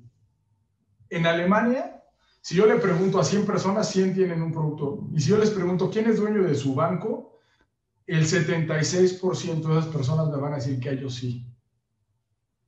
El 51% tendría una cuenta en Sparkassen, que son las cajas de ahorro que empiezan como grupos solidarios de gente que empezó a ahorrar en su comunidad hace 200 años. Superaron guerras y guerras mundiales y muchas cosas y ahí siguen las cajas. En esos principios y valores dijeron, las cajas de ahorro son cajas de ahorro de la gente para financiar exclusivamente proyectos de la misma gente. Lo siguen haciendo 200 años después y miren que pasaron cosas complejas. 51% tiene ahí sus cuentas. El otro 25% la tienen en cooperativas de ahorro y préstamo, tal cual. En las cooperativas no participa el municipio, sí son solamente propiedad de los ahorradores. Solamente el 24% del sistema financiero alemán está en manos de capitales privados. Aquí en México, hace unos años, alguien dijo que no necesitábamos más de 5 bancos privados para todo el país. ¿Qué te refleja que tú seas dueño de tu banca? Y yo decida, porque estos, miren, hay asambleas regionales, municipales y todo para decidir sobre la lógica de los créditos. Uno, recordar esos principios y valores. Solamente se les va a financiar a micro, pequeñas y medianas empresas de los ahorradores. En 2008, ustedes recordarán que hubo una crisis financiera mundial porque muchos, y me incluyo yo, estábamos haciendo la inversión de nuestros ahorros, las hacíamos en productos financieros ficticios que salieron en Estados Unidos sobre todo. Otro de esos momentos que a mí me hacen la conversión fue que yo había ahorrado el producto de mi trabajo de 6 años para estudiar y un día en 2008 veo yo mi saldo de la cuenta de mis ahorros que yo había autorizado a una empresa a invertir en fondos en Estados Unidos, que yo no sabía qué eran, no tenía ni idea, pero como pagaban muy bien, dije, quiero ahí mi dinero. Y un día veo que tengo la mitad de mis ahorros, entonces yo hablo y le digo, oigan, algo pasó porque tengo solamente la mitad de mis ahorros ahí. Me dijo, ¿cómo que algo pasó? ¿Usted no ha visto las noticias, señor? Digo, pues sí, pues algo pasó en Estados Unidos, ¿no? ¿Yo qué? Me dijo, bueno, usted nos autorizó a invertir en empresas que no existían. Por lo tanto, la mitad de sus ahorros ahora ya no existen. Muchas gracias, que tenga muy buena tarde, me colgaron. Yo dije, algo está mal en el sistema. En Alemania solamente habían autorizado en asamblea que sus ahorros máximos iba a invertir el 1% en estos mercados que eran muy atractivos. Yo me acuerdo, pagaban tasas del 36% anual. Obviamente a todo pasado uno es una burbuja, pero uno se deja guiar por eso. En Alemania, en la asamblea dijeron, no, máximo el 1%. Por eso cuando todo el mercado financiero del mundo se cayó, las cajas alemanas ni se enteraron. De hecho, tuvieron un problema porque le habían prestado a Grecia, y Grecia sí estaba metida en un tema, como ustedes recordarán. Pero ¿qué pasó ahí? La decisión democrática hizo que no la ambición individual, sino el regresar a tus principios y valores te rigiera y que lo decidieras de manera democrática, y lograron mantener sus activos. ¿Y cómo se ve también estas cajas ya en el territorio? Tienen desde hace 200 años la labor de impulsar pequeñas y medianas empresas de los ahorradores. Tuve la oportunidad de ir con ellos a una región rural. Me dijeron que era de las más marginadas de Alemania. Claramente se ve muy diferente que las de aquí. Pero ahí, entre el ahorro colectivo, lograron que la caja de ahorro municipal pusiera una pasteurizadora de leche para 20,000 litros diarios, expendios de leche, y en el crecimiento de esa empresa, que reitero, fue financiada por el ahorro de la gente, construyeron un bioreactor que con el excremento de las vacas se alimentaba para generar energía eléctrica, que era la que suministraba a la comunidad. Eso se puede porque el ahorro era de la gente y la gente decide sobre su ahorro. Se lo estoy diciendo porque yo estuve ahí, no me lo contaron. Es muy diferente cómo se ve ese espacio a cómo se ve una banca privada. La banca privada no se va a ir a poner a Chilón, Chiapas, porque no le es rentable. A mí me tocó ver en ese espacio rural, entrar a una caja de la caja de ahorro de las Sparkassen, donde estaba el peluquero, el café internet y la caja de ahorro, tomando ahorro y cobrando créditos a la gente. Es el 51% del mercado financiero alemán. Por favor, quiero transmitirle la dimensión real de la importancia de decidir sobre lo que nosotros aportamos y no el capital. Esta es la lógica de esta plática y esta formación. Generar procesos cooperativos. Un caso muy parecido es de Yardan, que está en Montreal, Canadá. También es una caja de ahorro, pero esta caja surge con el problema social de que era una comunidad de migrantes franceses que llegaron a un espacio donde no les dejaban desarrollarse porque eran una comunidad francófona y ahí se hablaba inglés. Ellos tuvieron que generar ecosistemas de economía social cooperativa entre ellos, y hoy por hoy en ese espacio hay 7 millones de socios cooperativistas en un lugar donde hay 6 millones de habitantes. Ojo, ¿por qué? Hay gente que va a ahorrar de otros municipios y hay gente que es cooperativista de la de ahorro, la de su trabajo y la de servicios de salud.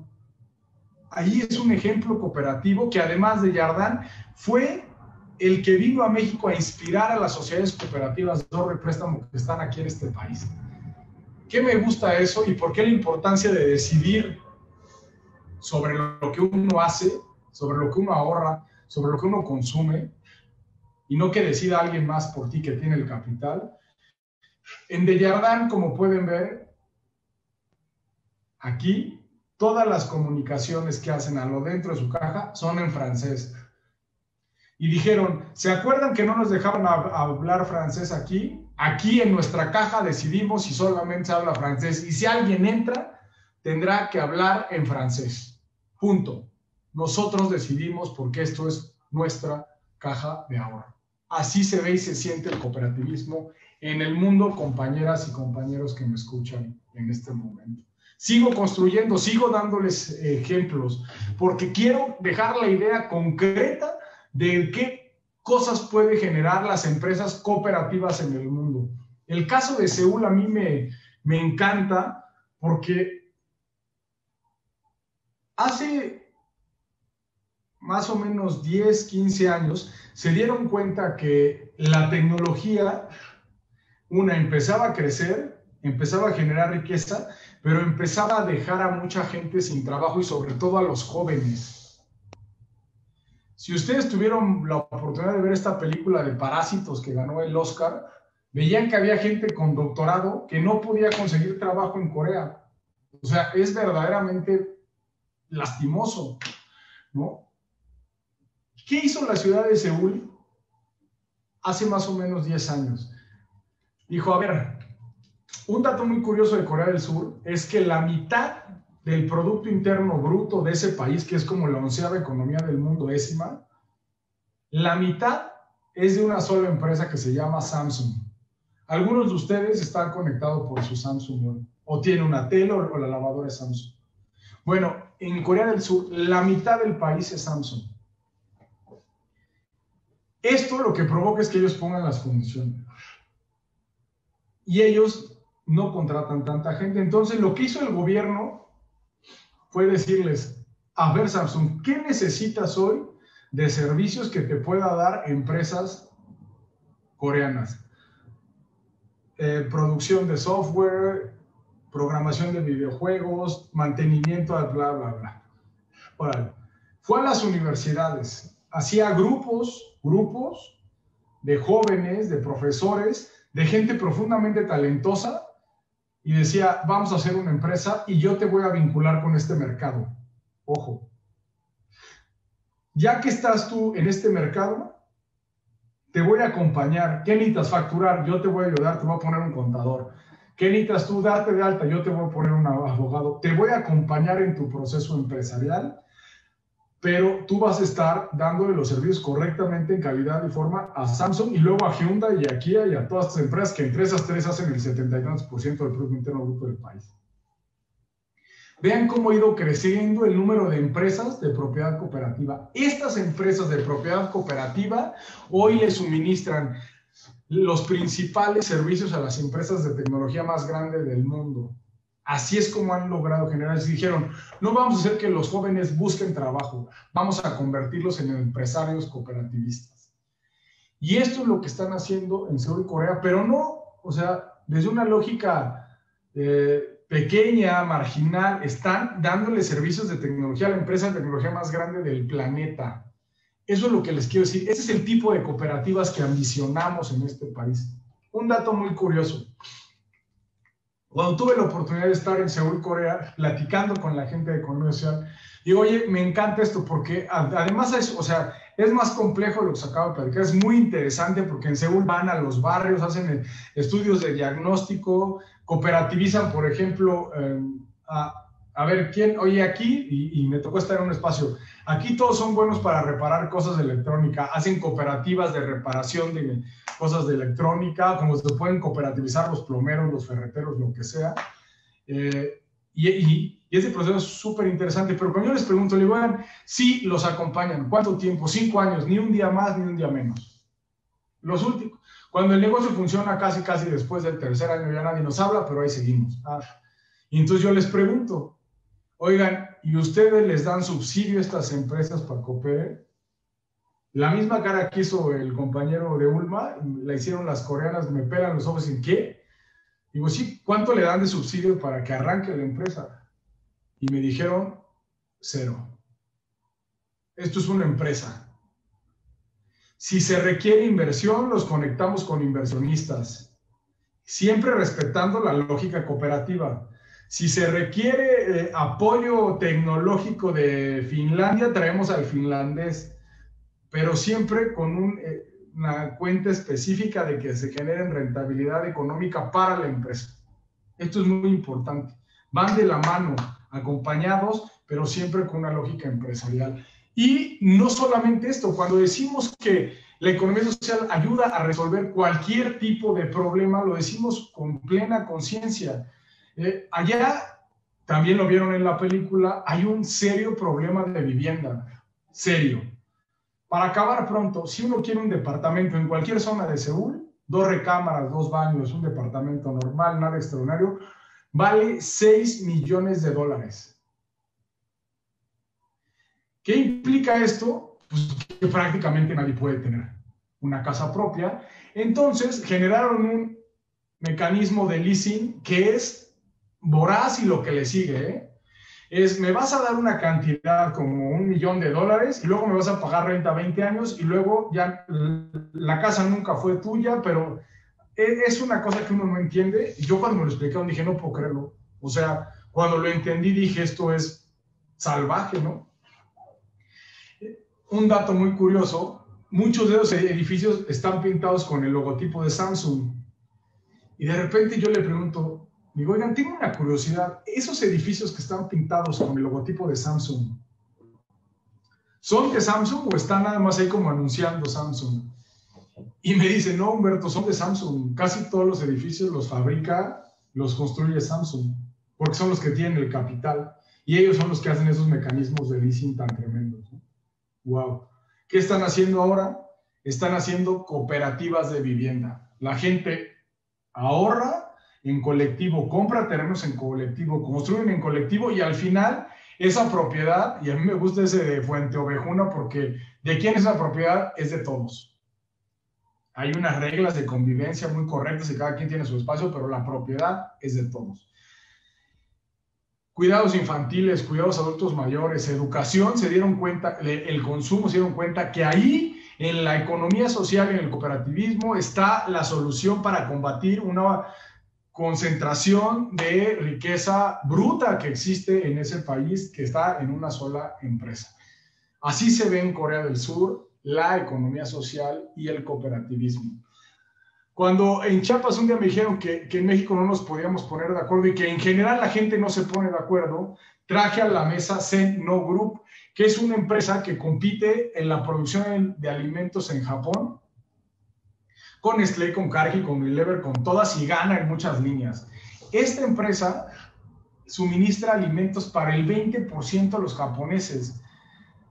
Hay más japoneses que mexicanos, hay 140 millones de japoneses. Sen-No Group le da alimentos a 30. O sea, cuando ellos les preguntan sobre soberanía alimentaria, ni saben de qué les hablamos. Ellos solitos se dan su alimento. Pero el dato importante de esta empresa, que ya les pude dar un poco la magnitud, es que esto es un dato que lo quiero dejar en negritas, son 10.6 millones de socios cooperativistas. Cada uno en diferentes asambleas, regiones, se van acomodando. Cuando la decisión es pertinente para los 10.6 millones, la toman los 10.6 millones de manera democrática. Y todos son propietarios. A ver, claramente, ¿no? Si alguien produce 10 toneladas, si alguien produce una tonelada, el señor gana 10 veces más, porque él trabaja 10 veces más. Pero a la hora de decidir, todos tienen el mismo voto, parejo. Eso es Sen-No Group. Y no solamente desde una lógica, porque es lo que quiero de repente yo plantearles, y a mí me gusta provocar también cuando hablamos de palanquetas y mermeladas, les digo, no, o sea, si los alimentos, claro que jalan, es una tercera parte de la industria cooperativa de las más grandes del mundo. Pero a ver, Fonterra, ¿alguno de ustedes, hoy por hoy, consumió un producto lácteo? Leche, queso, el Coffee Mate, yogurt. A ver, no los estoy viendo, pero estoy seguro que alguien dijo sí. Bueno, yo se los garantizo que algunos de los productos de una cooperativa que se llama Fonterra, que el día que se organizaron todos los productores de leche de un país que está del otro lado del mundo y más lejos, ustedes deben saber hasta la cantidad de kilómetros que hay, que se llama Fonterra, propiedad de los productores de leche. Cuando produjeron más leche de la que podían consumir en Nueva Zelanda, empezaron a generar procesos tecnológicos súper sofisticados, proteínas séricas, quesos, proteínas ultrananofiltradas, grasa butírica pura, y los empezaron a enviar a todos los países. Y México es comprador activo de estos productos, y por eso les puedo garantizar que si ustedes consumieron un producto lácteo, estaban comiendo algo de una empresa cooperativa con procesos tecnológicos súper sofisticados que está a muchos kilómetros de aquí. Ese es el tipo de empresas que también quisiéramos ver, ¿no? Que fueran líderes en procesos de innovación y en tecnología en nuestro país y en otros países. Cuando Fonterra empieza a llenar el mundo de sus productos, porque son, créanme, muy eficientes, es la empresa de lácteos número 1 en el mundo y es cooperativa, la gente de Costa Rica, los ticos, dijeron, aquí no. Dijo, yo no sé, pero si dejamos que entre leche de otro país, que nada más tengo yo que meterla a una licuadora y pasteurizarla y es leche, pues lo que va a pasar es que la gente de nuestro país que vive de la producción de leche se va a morir de hambre. Entonces, mejor cerremos nuestras fronteras a esa leche y trabajemos en que nuestros lecheros sean mejores. Y generaron una empresa que se llama Cooperativa Dos Pinos, que es propiedad de los productores y de la gente que trabaja en ella. Esta empresa, lo puedo decir con seguridad, tiene en calidad de producción probablemente la mejor leche de América, por lo menos de América Latina. Y si lo ven, es una empresa que se parece mucho a la anterior. Esta empresa solita vendió el año pasado lo mismo que el Producto Interno Bruto Agrícola que todo el estado de Puebla. ¿Sí? O sea, porque es que yo quisiera provocarlos a que las empresas son de esas dimensiones y son propiedad cooperativa. El día que entré yo a esa planta, así como me tocaba ver que llegaba alguien en helicóptero, me tocó ver que todos, director, supervisor, gerente, vendedor, todos llegaban en el mismo transporte. Es una cosa es decir que somos cooperativistas y otra cosa es vivir cooperativistamente. Estas son las empresas cooperativas que vemos en el mundo.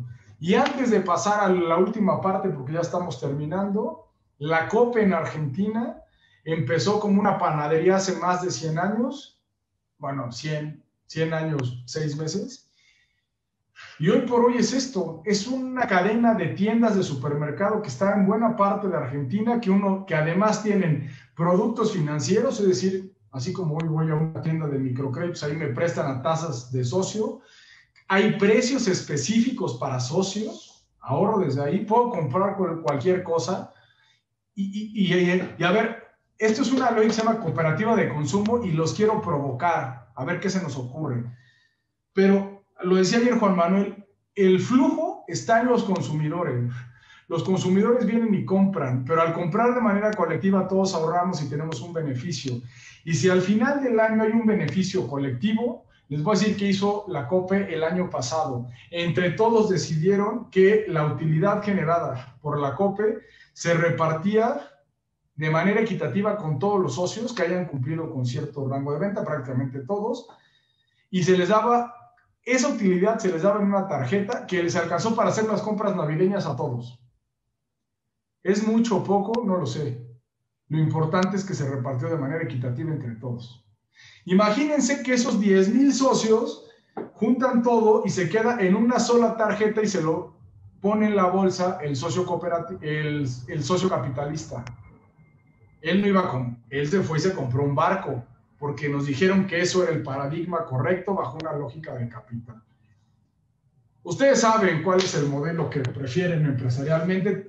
Créanme, tengo estos diálogos todos los días. Yo, como lo pueden ver, estoy totalmente convencido que este es un modelo empresarial que genera valor, que compite, que plantea desarrollos de innovación tecnológica potentes en el mundo, pero sobre todas las cosas pone al centro a la persona y distribuye de una manera mucho más equitativa y justa la riqueza. Esto es lo que me gustaría ver en el mundo en el futuro. Estos fueron los ejemplos y como les mencioné, para cerrar, quiero dejar elementos provocadores del potencial de la economía social en México. Nada más. En México, 12 millones de socios tienen que ver con cooperativas. 23% de la población económicamente activa en 61,000 organismos del sector social de la economía, que aquí en México son los ejidos, las comunidades, las cooperativas, las empresas, eso que decían ayer. Si buscan las sociedades de solidaridad social, son empresas que están dadas de alta en la ley mexicana, que tienen como mínimo 51% de la propiedad tiene que ser de los trabajadores, como mínimo, puede ser 60, 70. El otro lo puede ser un socio capitalista y en ese sentido se respeta siempre que la propiedad de los trabajadores sea la mayoría, es decir, ellos deciden, pero es totalmente correcto que haya un socio capitalista que ponga 49% o menos de la propiedad de la empresa. Un día dialogando con Juan Manuel, le dije, es que Juan, ni el capitalismo es el negro, ni la economía social es el blanco puro. Le digo, en medio de eso hay muchos grises, y él me dijo, entre la luz y la oscuridad están todos los colores. Es decir, por eso les dejo nuevamente esta idea de principios y valores abierta en un hoja en blanco. Ustedes tienen la capacidad de co-construir la cooperativa que mejor les acomode en los términos que ustedes vayan a desarrollar y con el modelo de negocio que vayan a plantear hacia adelante.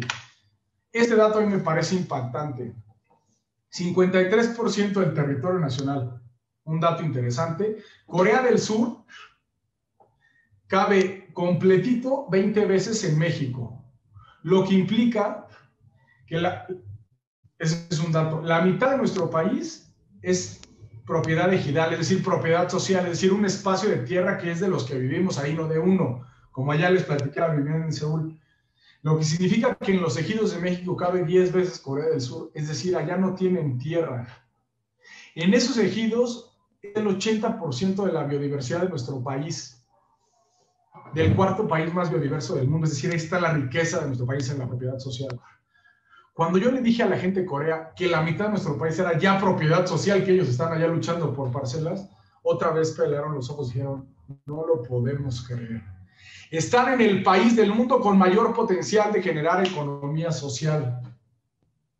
El problema es que como las abejas, nadie nos dijo que no podíamos volar y vuelan, a nosotros fue al revés.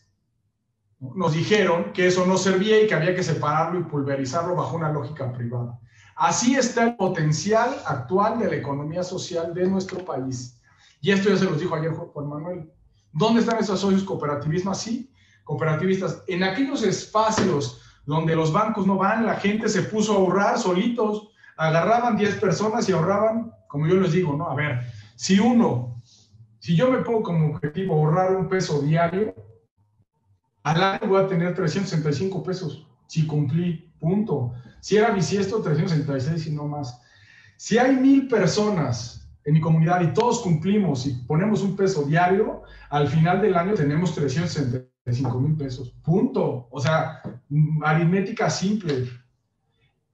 La solidaridad, la colectividad, la mutualidad ayuda a potenciar lo que no hacemos de manera individual. Eso, con el tiempo, los grupos de ahorro solidario se convirtieron en sociedades cooperativas de ahorro y préstamo y hoy agrupa a 8.6 millones de mexicanos en los territorios de mayor marginación. Y el ahorro colectivo de esa gente hoy impulsa a las empresas de la misma gente, como en Alemania. Tienen 180,000 millones de pesos en activos, en 156 sociedades cooperativas de ahorro y préstamo diferentes que están autorizadas y reguladas por la Comisión Nacional Bancaria de Valores. De esos 180,000 millones, hay 30,000 millones aproximadamente de liquidez que está puesta para colocarse en créditos, que no se puede colocar porque hay una normativa del régimen neoliberal que planteó que solamente estas cooperativas le pueden prestar en lo individual a un socio individual, no a una cooperativa hermana. Entonces, ahí hay liquidez que está ávida de colocarse en espacios rentables sociales. Esto es el potencial de cooperativismo que hay en México. Estos son los elementos que yo les quiero plantear. Son alimentos, pero quiero sembrar algo. Cuando yo llegué a Chilón, Chiapas, hace algunos años, me llegó una señora con una miel extraordinaria orgánica en una botella de Don Pedro y olote. Dijo, esto cuesta 60 pesos. Dije, no, pues gracias, no la quiero. No, o sea, yo, usuario, no me gusta traer ese kilo porque está pegajoso, voy a embarrarme, se va a quedar ahí, no me la voy a consumir y punto. Ellos decían, es que yo tengo la miel, o sea, es mi mejor miel, cómpramela. Le digo, sí, yo quiero miel, pero no quiero ese bote. En un momento entendimos, y aquí es la reflexión que quiero poner sobre la mesa, y lo vendía a 60 pesos y no lo podía vender. Y me dijo, te interrumpo tantito. Nos dimos a la tarea de entender qué era lo que estaba pasando.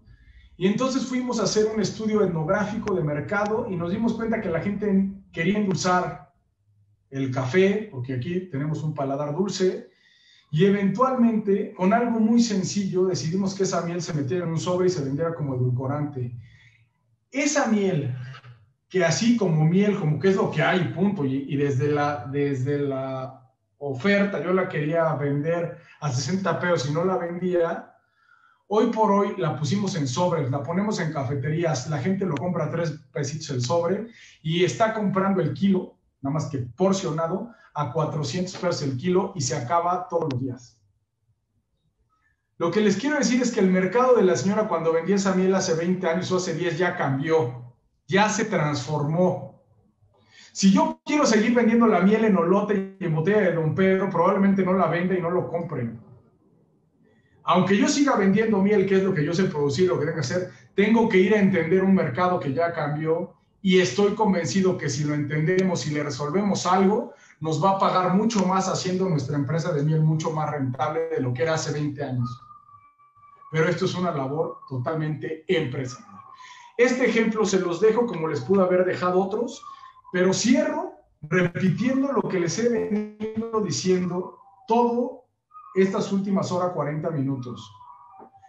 Quédense con la idea, más allá de este último planteamiento que sí era provocador de qué cosa está esperando ese mercado que nosotros podemos hacer para ellos y todos los elementos que revisamos, las empresas de economía social son eso, son empresas, pero están en todos los sectores económicos y están para todas y todos.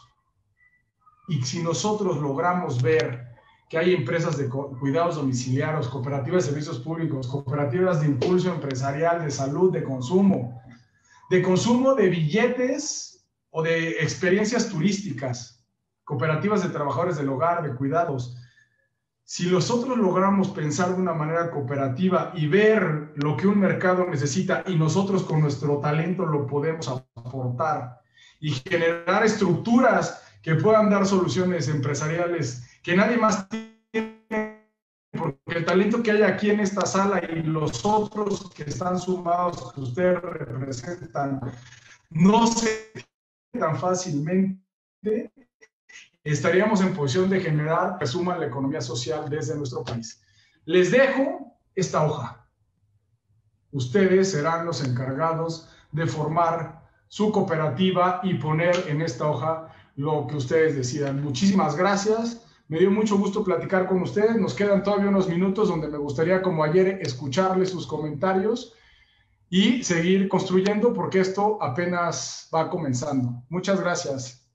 Humberto, tenemos algunos comentarios en WhatsApp, en Facebook también. Entonces, no sé si quisieras que... Mira, me gustaría dar prioridad a los que estamos aquí adentro de la sala porque están aquí y, okay.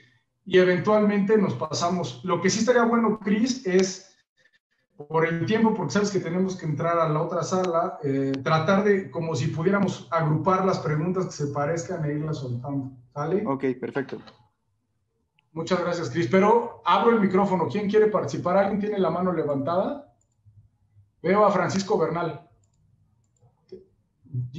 Ya te puse para que reactivaras. Ahí está. Gracias. ¿Me escuchan? Buenas tardes. Buenas tardes, sí te escuchamos, Francisco. Justo, gracias, muy amables. Me da mucho gusto saludar a la mayoría de mis amigos, a ti, Humberto, gracias. Hemos transitado con mucho labor y en muchos años, a muchos de ellos los aprecio, nos apreciamos y vale la pena reintegrarnos para algo productivo.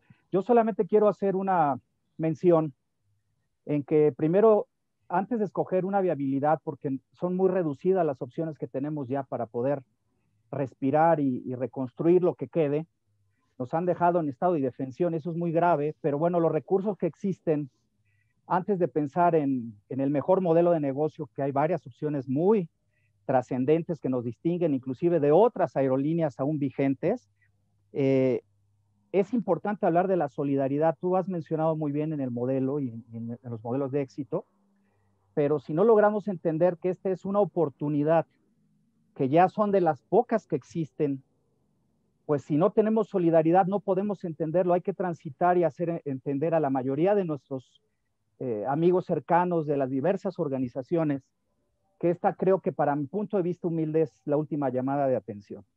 Yo creo que podemos sacrificar egos, podemos exhortar a que hay una vía, una luminosidad en un camino oscuro, y esta es una de ellas. Yo solamente quiero hacer una reflexión que de los modelos de éxito, la aerolínea es muy compleja, pero todo bien lo has asumido, Humberto. Tenemos un expertise nosotros en muchas áreas muy importantes y logramos compaginarlas para potenciar estos modelos.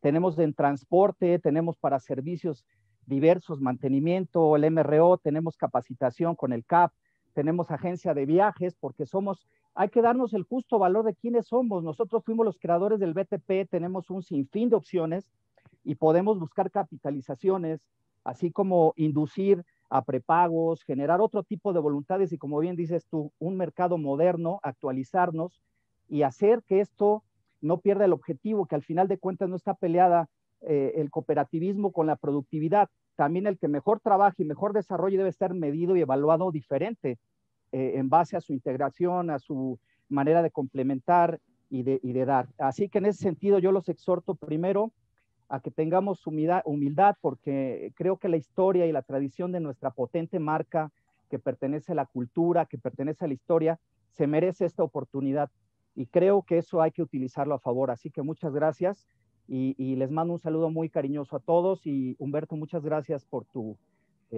aportación y por tomar en cuenta todo esto. Muchas gracias, Francisco. ¿Alguno más de los que está conectado que quiera ver? Vicente González, te escuchamos. Gracias Humberto y compañeros, buenas tardes a todos, les mando un abrazo de igual manera.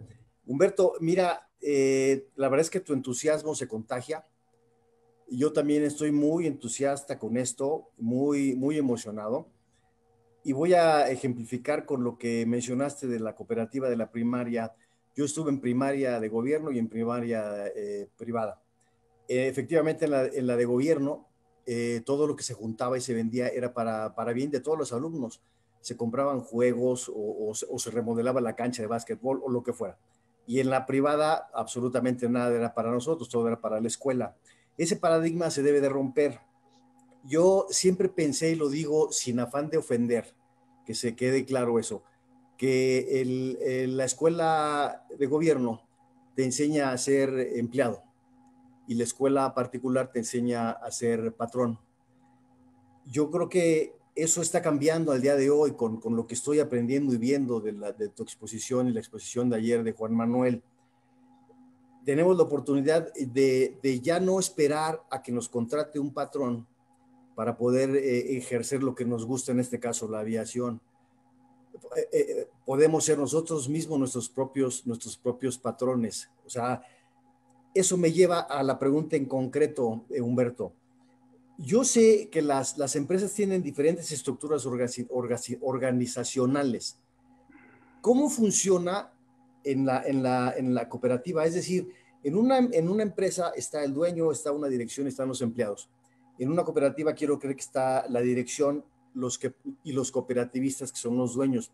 ¿Cómo es la toma de decisión, Humberto? Porque hablas mucho de la decisión democrática, pero eso como que me revuelve la cabeza, porque en una empresa es un consejo de administración quien hace las propuestas y decide el buen manejo, buen funcionamiento de la empresa. ¿Cómo se maneja en la cooperativa? Porque entiendo que los cooperativistas deciden todos, y hablaste hace rato de que si los 300 cooperativistas todos deciden por su voto, pero o sea, creo que se entra en un conflicto y quiero que me quede claro eso. ¿Me lo puedes aclarar? Mira, digo, la respuesta, pero es la que es, ¿no? O sea, ese espacio en blanco que estaba ahí que les dejé es, mira, yo tuve la oportunidad de estar, por ejemplo, en una cooperativa en el País Vasco, productora de papa, que ya le daba procesos de valor a su papa. De las cosas que me quedaron de esa es cuando me enseñó su estructura organizacional, esa que tú recordarás, seguramente el mexicano era presidente, vicepresidentes, y que era una cosa así. La de ellos eran una bola de círculos. Yo decía, a ver, ¿me lo puedes explicar? O sea, de entrada eran círculos planos, ¿no? Me decía, mira, en primer lugar, el círculo que está en el centro es nuestro cliente. Él es el más importante. Si el cliente se queja, se mueve todo para resolver el tema al cliente, él manda. Luego, tenemos el el consejo cooperativo, que sí son todos los directores operativos empresariales que tomamos decisiones empresariales. Luego está la asamblea completa, ¿no? Que era un círculo grande. La asamblea decide las decisiones que tienen que ver con dinero, con inversiones y con no sé qué. Oye, en ese caso eran 1,200, ¿no? Se convocaba a los 1,200, en las asambleas eran gigantes, llegaban 700, ¿no? Los otros podían votar por correo o con ciertos elementos si decidían votar. También hay gente que con el tiempo no votaba, ¿no? Entonces, tú dices, oye, ¿y esto a quién se le ocurrió? Se le ocurrió a ellos. Fue la decisión de UDAPA generar. Y ahí, o sea, me lo apuntas, Cris, para que le suba también ellos y vean que no estoy inventándolo, el slide de la estructura organizacional de UDAPA, que así es y así está. Y son como 1,000 y tantos productores, o sea, no es gigante, pero tampoco son 10, ¿no? O sea, es decir, es una empresa que tiene liderazgo de producción de papa ahí. Ahora, si yo me voy, por ejemplo, aquí al ejemplo de Caja Popular Mexicana, que son 2,800,000 socios casi, ¿no? Tienen por regiones y hay asambleas regionales que se juntan y captan los votos y se toman. Es decir, reitero, las decisiones empresariales se toman en un círculo de decisiones empresariales. Las colectivas sí estamos promoviendo que se tomen todos, uno a uno, el voto de cada persona. ¿Cuál es el mecanismo? Pues ustedes encontrarán cuál es el mecanismo que más corresponde. Pero si después de 5 años me los encuentro y me dicen, oye, Humberto, esta es nuestra estructura organizacional y no se parece a ninguna otra, pues también me va a dar mucho gusto porque significa que ustedes de manera colectiva pusieron cuál va a ser su mecanismo de decisión y eventualmente armaron su propia estructura organizacional y sus propios principios y valores que hoy están en blanco. La respuesta es esa, y te lo digo con honestidad, la respuesta ustedes y no es porque estudié en el IPAD y ahí es el método del caso y siempre te regresaban la pregunta, ¿no? Pero sí es así, o sea, ante tu pregunta, la respuesta tendría que venir necesariamente ustedes. Sí hay unos elementos de la ley de sociedades cooperativas, la Ley General de Economía Social y Solidaria, que en su momento se los vamos a hacer llegar también a lo que está poniendo Christopher, que les vamos a abrir un espacio a ustedes en el Sistema Nacional de Capacitación y Asistencia Técnica, pero la ley sí se rige porque hay que darle, las asambleas las tienen que ir firmadas y todo eso, pero las asambleas pues ahora se pueden hacer por aplicaciones móviles o hacerlas de otra forma. Entonces, sí lo creo y estoy convencido que así es, que ustedes tendrían que generar ese proceso apegado a la ley, que se las vamos a hacer llegar completita a su folder, ¿no? Pues, Cris, si me ayudas con algunas preguntas, ya sea de Facebook o de esto, juntas, para que podamos sumar. Adolfo, sí te estoy viendo, pero permíteme escuchar primero a todos los que también participaron y ahorita cerramos contigo. Por supuesto, si quieres... Si me ayudas, Cris. Claro, si quieres, hay como ideas generales. Por ahí Esther Thierry dice, muchísimas gracias. ¿Cómo podemos cooperar para la formación cooperativa integral, tanto en los SOCES ya existentes y que aún les falta dicha formación integral, así como para el impulso y promoción de la economía social? Esa sería una. Otra sería Rubén Navarrete. Me parece que tendríamos que enfocarnos a la cultura financiera de cada país. Los ejemplos son de países desarrollados y en México todo es diferente, por lo que necesitamos enfocarnos en el alcance que se tendría. Y por último, podrían a través del INAES elevar a nivel diplomado u otra opción formativa, formal o informal, que nos permita la adquisición de conocimientos, habilidades y principios para emprender y desarrollar empresas cooperativas. Mira, estas las contesto así súper rápido como vienen. La formación integral, a la persona que ha hecho eso, la estamos dando desde el INAES. Ustedes se acercan al INAES por cualquier vía, incluso puede ser por las redes sociales. Oigan, me interesa recibir una formación, les puedo garantizar con 100% que lo sumamos a una que esté en proceso o podemos gestionar una para la institución, porque esa es la labor del INAES hoy por hoy. Entonces, se dan en el INAES y estamos abiertos para quien quiera. El que me dice que el sistema financiero no está tan desarrollado, sí, yo pongo el de Alemania porque es representativo y sí no estamos en ese nivel, pero hay 8.5 millones de socios cooperativistas y yo estoy convencido que todos hemos participado en las tandas de la tía, que es como la semilla de un grupo de ahorro solidario que eventualmente te genera cooperativismo, y si lo hacemos organizado y si lo vamos en la línea, créanme, ahí me dijeron en Querétaro, el municipio de menor ingreso per cápita es el que más ahorro per cápita tiene, ojo, y hay 180,000 millones de activos de esas sociedades cooperativas de ahorro y préstamo que ustedes saben que no es un número menor, porque con buena parte de ese numerito estaríamos volando y haciendo otras cosas. Entonces, sí nos falta, y más bien creo que hay mucho potencial para hacerlo. El diplomado ya lo estamos trabajando. Yo esperaría que el próximo año el INAES pueda dar un diplomado o algo certificado de economía social, que lo tomen desde el INAES y sea de validez pues nacional. Yo cierro con Adolfo y ya después cierro yo y nos despedimos y les doy un anuncio porque la próxima semana también está bueno. Te escucho, Adolfo. Ok, muchísimas gracias, Humberto, y gracias a Juan Manuel por estas dos cátedras que nos han dado. Ha sido para mí muy enriquecedor. Muchas gracias. Y también hago manifiesto que la pasión con la que ustedes nos han explicado estas cosas, pues es muy gratificante. Viven esto, lo sienten, y eso es mucho, para mí, muy importante. Es muy diferente nada más andar diciendo cosas, es más importante sentirlas y creerlas.